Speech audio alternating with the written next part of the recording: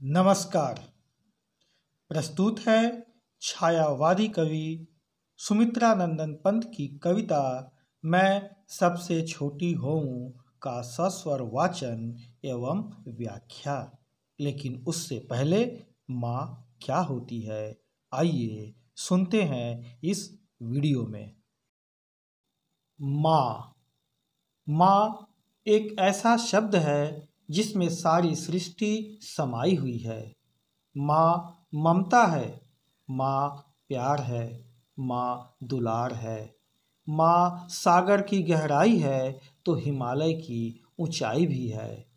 माँ त्याग है, माँ स्वर्ग है, माँ समर्पण है।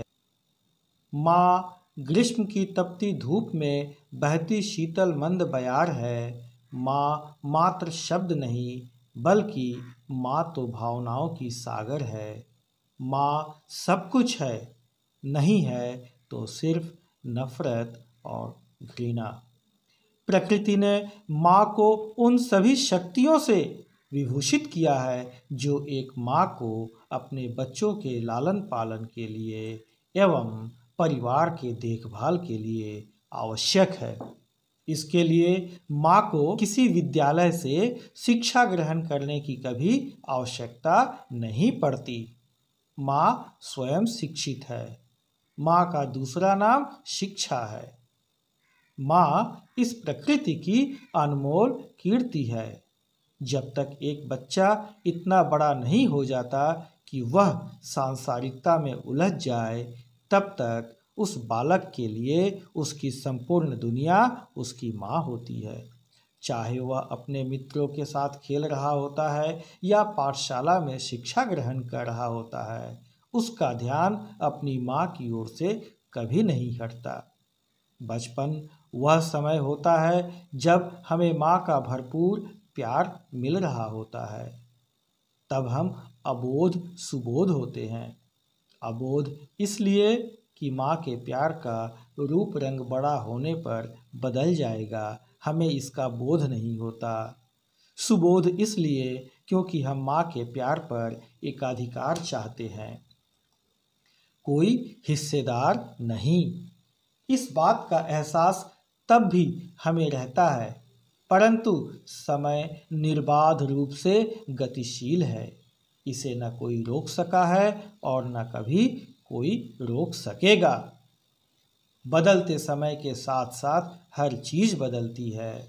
शिशु बड़ा होकर बालक या बालिका बन जाता है।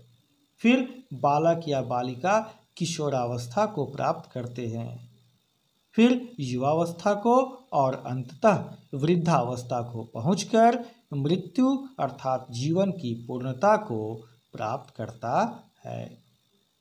प्रस्तुत कविता मैं सबसे छोटी हूँ में युवावस्था को प्राप्त कवि को एहसास होता है कि अब उसे माँ का वह प्यार दुलार नहीं मिल रहा जो बचपन में उसे न चाहने पर भी मिला करता था।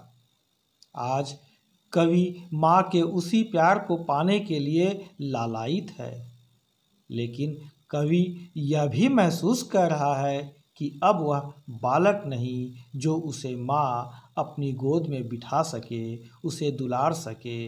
अतः कवि स्वयं को एक बालिका के रूप में कल्पना करता है और अपनी माँ से कहता है, मैं सबसे छोटी हूँ, तेरी गोदी में सोऊं, तेरा अंचल पकड़ पकड़ कर सदा फिरूं मैं तेरे साथ, कभी न छोड़ूं तेरा हाथ।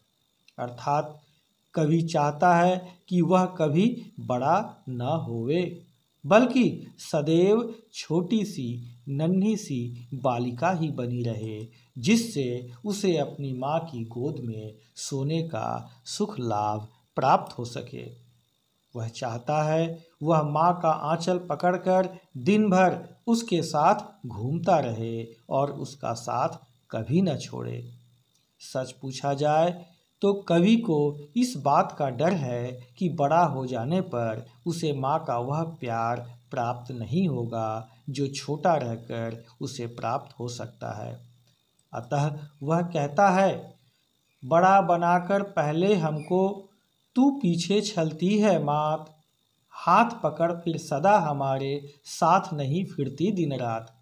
अर्थात माँ हमारा लालन पालन कर जल्दी से हमें बड़ा बनाकर हमें छलती है, यानी हमारे साथ मानो धोखा करती है, क्योंकि बड़ा होते ही माँ हमारा साथ छोड़ देगी और तब हमें उसके साथ घूमने फिरने का अवसर कभी प्राप्त नहीं होगा।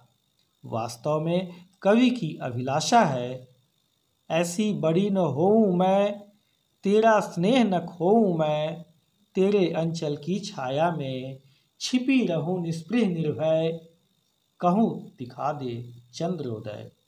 अर्थात वह न तो बड़ा होना चाहता है और न ही वह माँ की ममता भरी स्नेह को खोना चाहता है।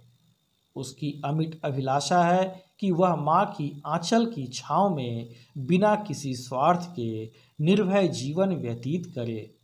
वह माँ की आंचल की छाँव में रहकर अपनी इच्छा व्यक्त करता है कि माँ एक बार उसे आसमान में चांद का उदय होना दिखा दे। यदि आप लोगों को मेरा प्रयास पसंद आया हो तो कृपया मेरे चैनल को लाइक, शेयर और सब्सक्राइब अवश्य करें।